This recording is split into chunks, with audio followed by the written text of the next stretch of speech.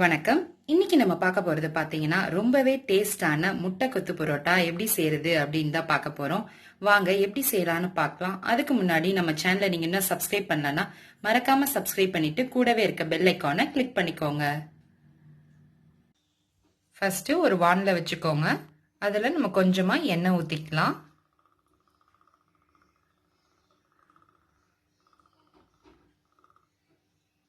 எண்ணெய் காஞ்சோன கடுகு ஒரு டீஸ்பூன் சேர்த்திக்கோங்க. கடுகு நல்லா பொரிஞ்சோன நமக்கு ஒரு 2 பெரிய வெங்காயத்தை நல்லா நறுக்கி போட்டுக்கலாம்.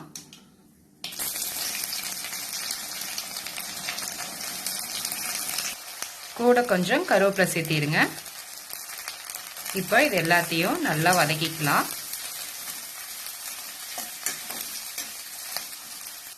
வெங்காயத்துக்கு அளவா லைட்டா உப்பு போட்டுக்கோங்க.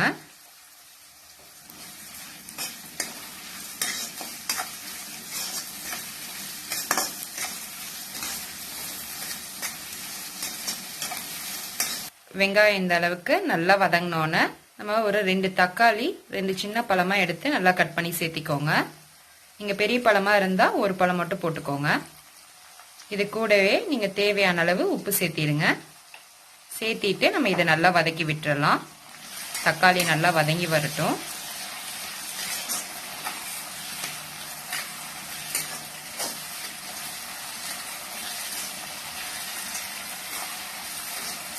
தக்காளி இந்த அளவுக்கு நல்லா வதக்கி விட்டோன்னு அடுப்பை இப்ப சிம்ல வச்சிடுங்க லைட்டா.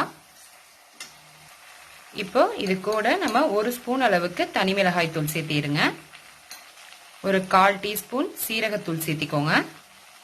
ஒரு 1/2 டீஸ்பூன் சோம்பு தூள் சேர்த்திக்கோங்க. ஒரு 1/2 டீஸ்பூன் கரம் மசாலா, லைட்டா மஞ்சத்தூள். இப்போ இது எல்லாத்தையும் நல்லா வதக்கி விட்டுறலாம். உங்களுக்கு மஞ்சத்தூள் ஆப்ஷனல் தான், வேணா போட்டுக்கோங்க. இப்போ இது எல்லாத்தையும் நல்லா கலந்து விட்டுட்டு லைட்டா ஓரமா ஒதுக்கி விட்டுருங்க. ஒதுக்கிட்டு நம்ம ஒரு 3 முட்டை உடைச்சு வச்சிருக்கோம். இதுல ஊத்தி நல்லா கிளறி விட்டுறலாம்.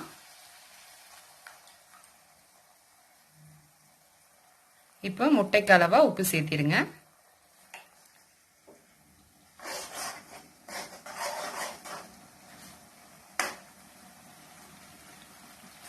முட்டையை உடைச்சு விட்டு ஒரு 2 நிமிஷம் விட்டுட்டு அப்புறமேல் நல்லா கலந்து விட்டுக்கோங்க.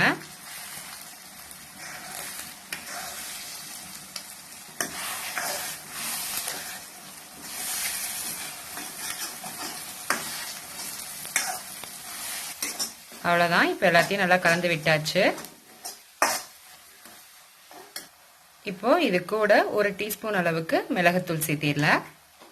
சேர்த்திட்டு நம்ம பரோட்டாவை நல்லா பிச்சு போட்டு வச்சிருக்கோம். ஒரு 4ல இருந்து 5 பரோட்டாவை பிச்சு போட்டு வச்சிருக்கோம். அதை சேர்த்திடலாம்.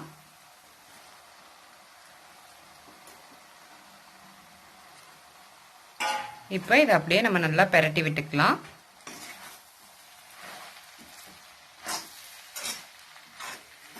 எல்லா பரோட்டாவும் நல்லா இது மாதிரி முட்டையோட கலந்து வர மாதிரி நல்லா பெரட்டி விட்டுக்கோங்க.